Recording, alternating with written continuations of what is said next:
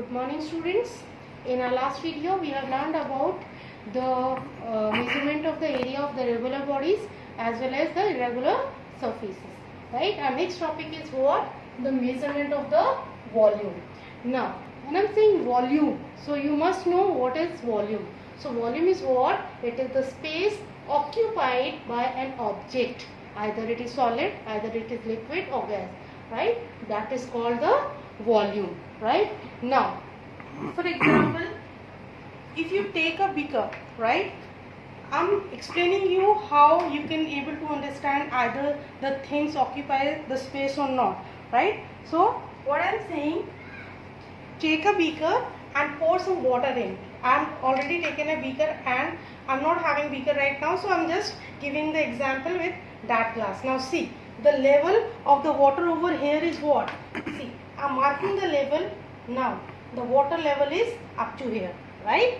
Now if I suspend a thing, for example, I want to have either this thing occupy the space or not. So what I will do, I will suspend it in the water. Now see what the observation you are seeing. Now see the level of the water.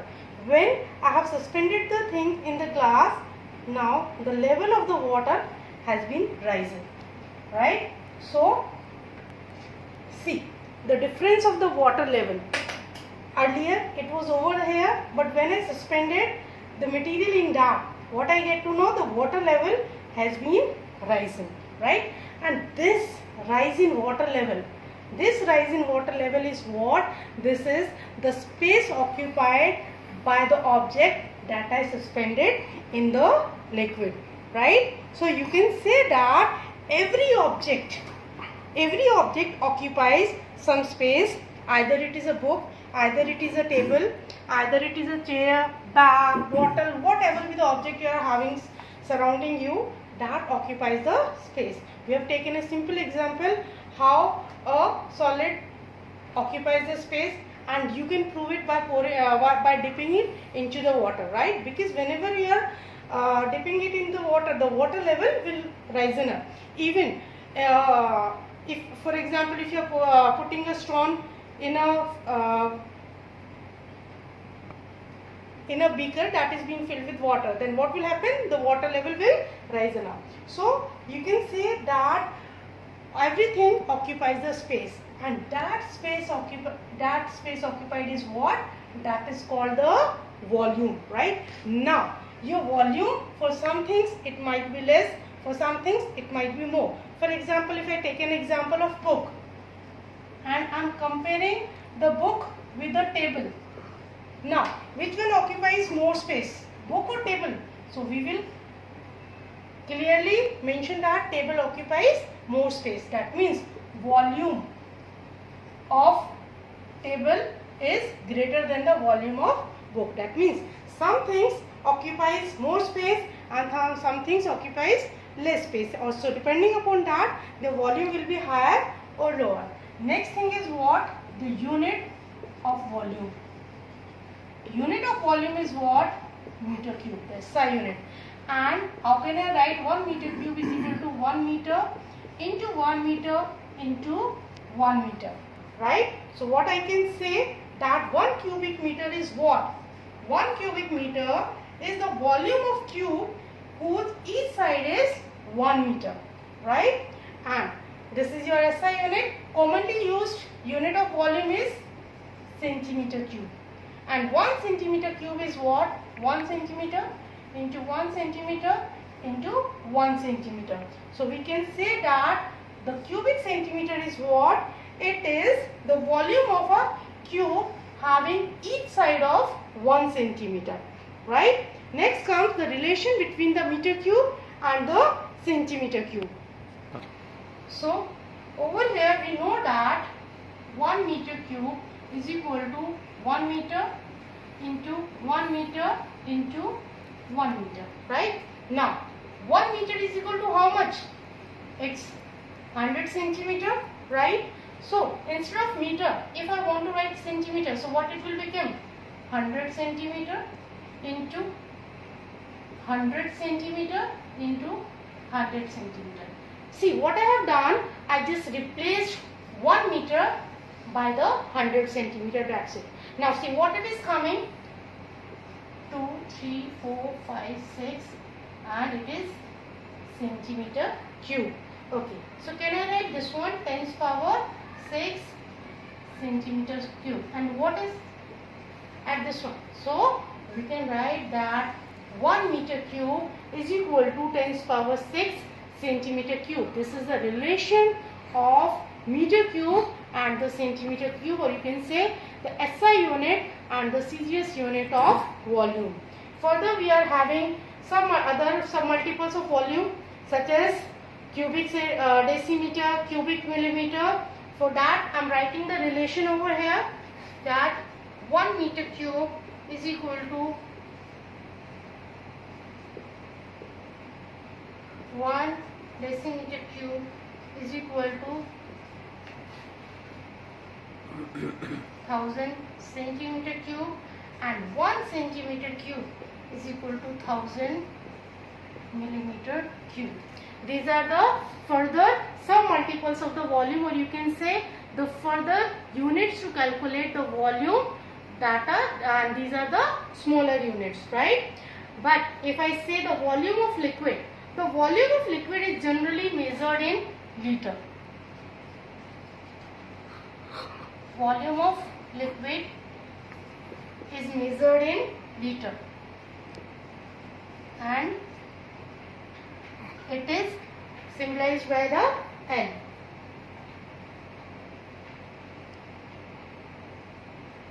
Right? Okay. So what is the relation between liter, milliliter and liter with the centimeter cube? We know that 1 liter is equal to how much? 1000 milliliter, where liter is the larger unit and milliliter is the smaller unit of volume of the liquid, right? And 1 centimeter cube is equal to 1 milliliter. So we can say that 1 liter is equal to how much? It is 1000 centimeter cube, right?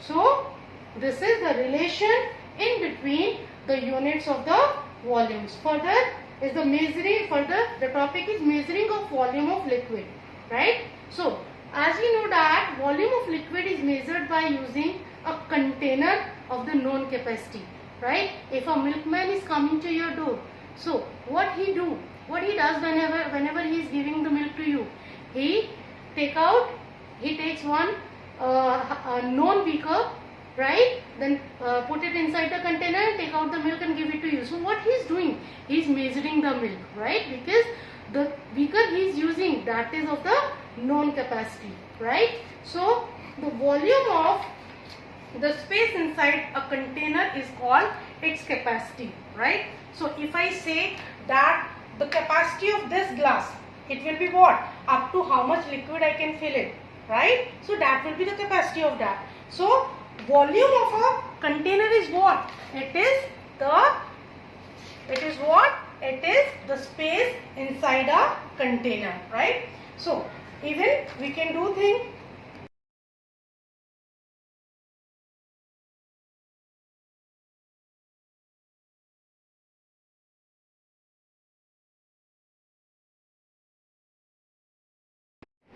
Are containers made of glass or plastics, right? So I'm showing you the devices that are used to measure the volume of the liquid. So these are the measuring device to measure the volume of the liquid. Your measuring cylinder first,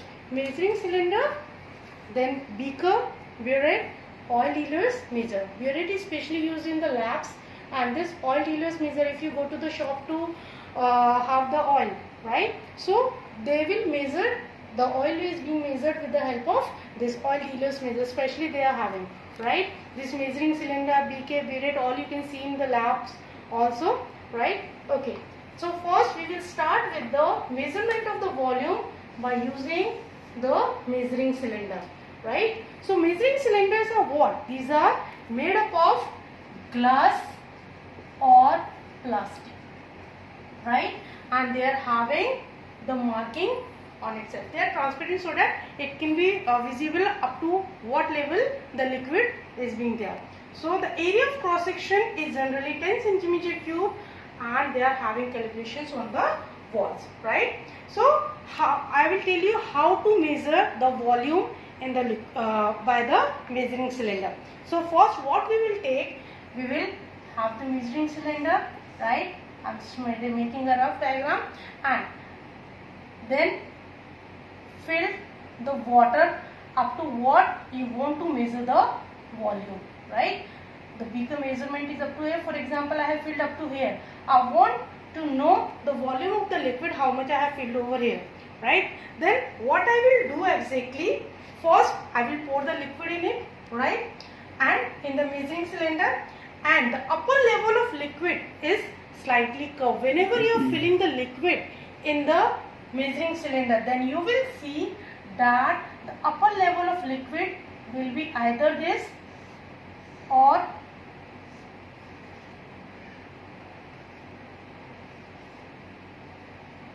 either this, and it completely depends upon the liquid you are filling.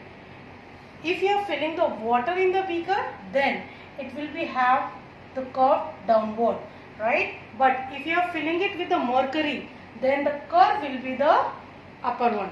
And these curves, either this curve, either upward or either downward, these curves are called meniscus.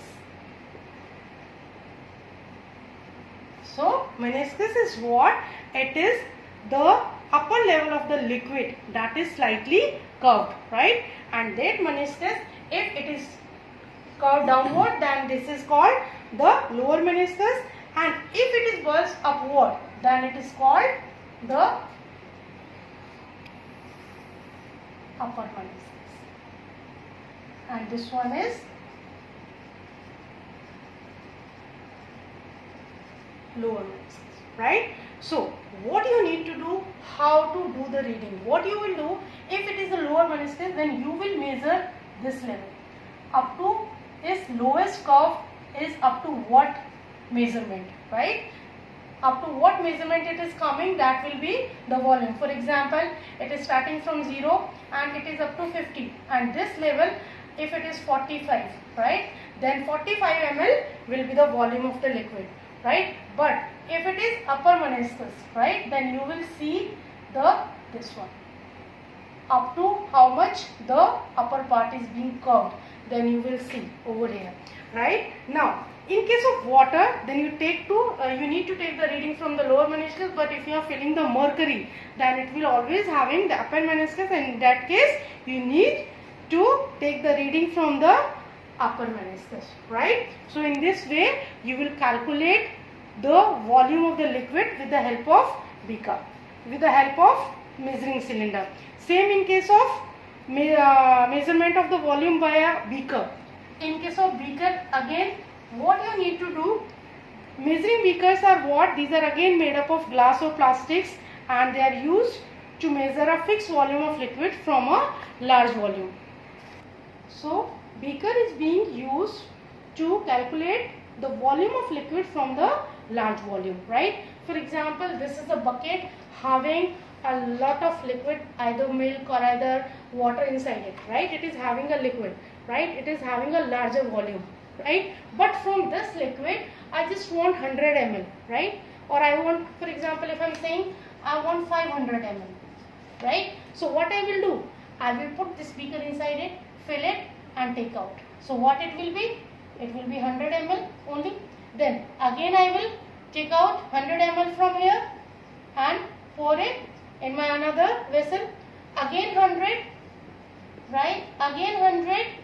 So this process will go on for the 5 times, and I will get my 500 ml of liquid. Just like when a milkman is coming to you, right? If you want 1 liter of milk, and he is having a beaker of 500 milliliter, then what he do actually? He poured it twice in your vessel, right? 500 plus 500, 1000 milliliter. So that is what the beaker is being used to measure the smaller volume from the larger volume, right? So in this way you can measure it, right?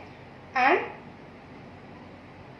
And one thing you need to take care that take out the beaker from the tub gently so that no water splashes out, right? So that whenever you are taking out the liquid, it should not splash out. The measurement should be correctly done, right? So in this way you can calculate the volume of water in a beaker, right? So if it is of 100 milliliter and you want 500 milliliter, 5 times you will do. But if you want 200 milliliter, then how much times? Only 2 times you will take out the liquid, right? So in this way you can have your liquid from the larger volume, right? Next topic is measuring volume of regular solids.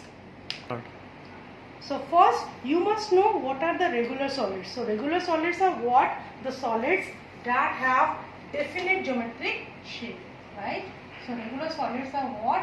Have definite geometric shape. And if I say example is what? Cube, cuboid, just like your matchbox, right? Then cylinder, and last is sphere. These are what? These are the regular solids, because either cube, cuboid, cylinder or the sphere, all these are having the definite geometric shape, right? And for the volume of these regular solids, we are having the formulas. So first, what is the volume of cube? Cube is what? Side into side into side, right? And what is? I can write side cube, right? Unit will be meter cube.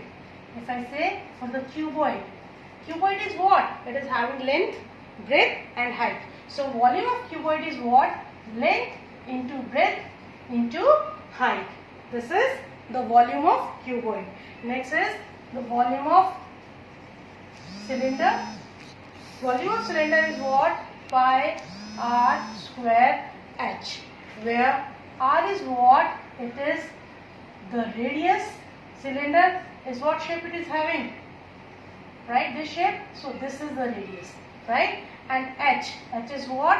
It is the height of cylinder, this one, right? This is r, this is h. This is the volume of cylinder. Now next is your cone. Cone is also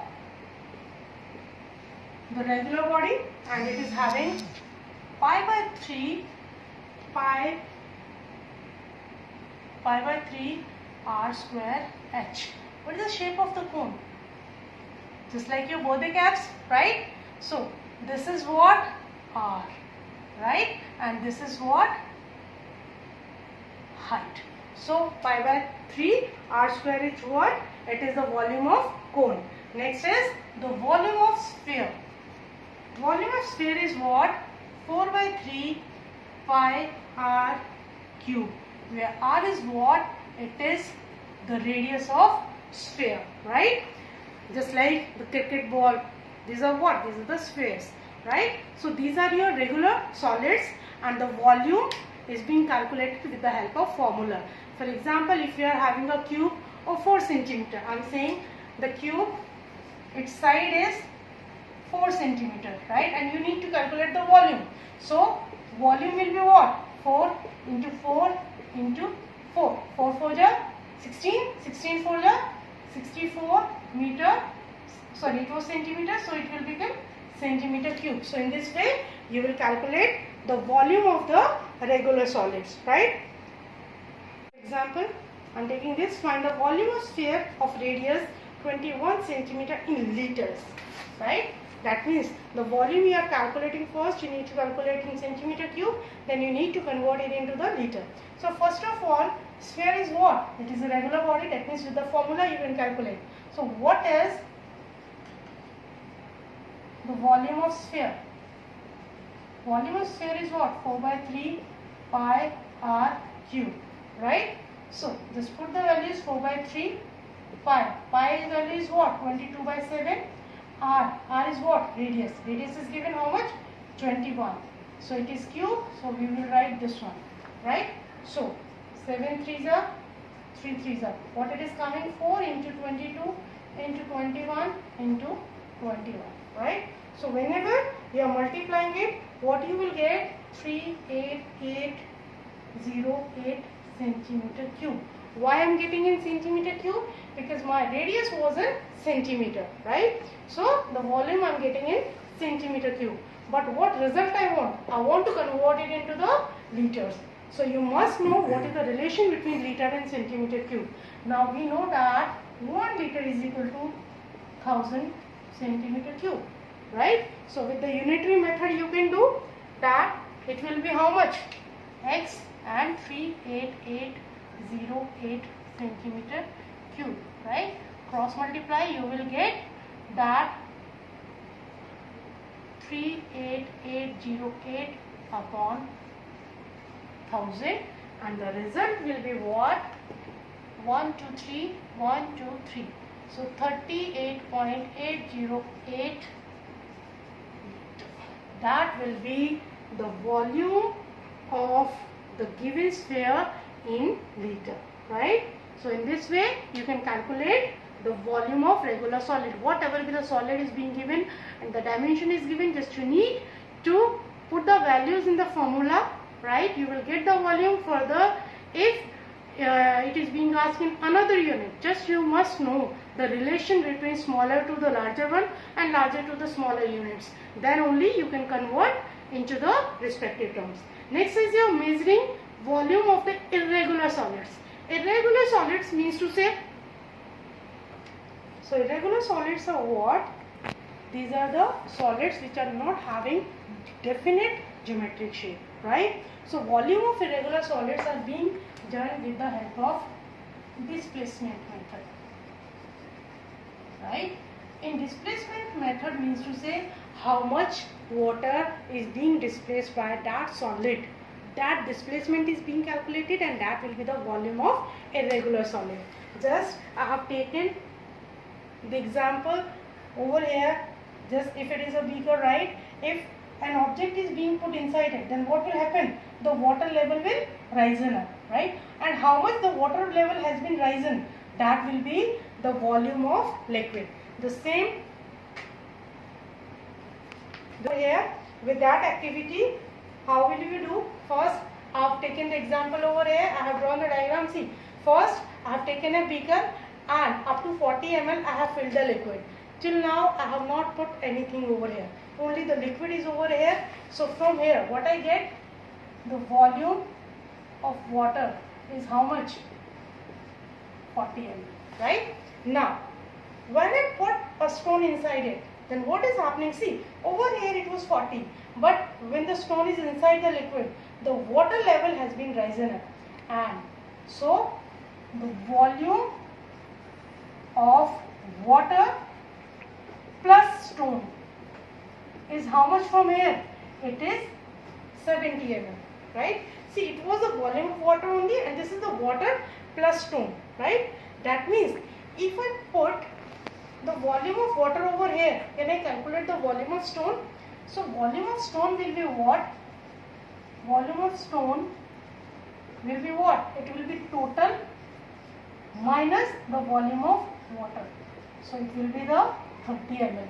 So in this way I can calculate the volume of any irregular solid. How much the water is being displaced when a solid is being immersed in the liquid, right? That will be what? That will be the volume of that irregular body. So you can say it is what? The volume of irregular solid is what? Volume of liquid displaced by the solid when immersed completely in the liquid. So in this way, in this activity we will get to know that how to calculate the volume of irregular solid. So till now we have completed volume of regular solids as well as irregular solid. The regular solids, the volume is being calculated with the help of formula, but in case of irregular solid, the volume is being calculated with the help of displacement method, right? So the volume of any empty container like a tumbler or bottle can also be found by using a measuring cylinder. So what you need to do, just fill the tumbler completely with water and then pour the water in a clean and empty measuring cylinder. Note that the reading of the measuring cylinder gives the volume of tumbler or bottle. So you can calculate the volume of that. right? So in this way we will calculate the volumes.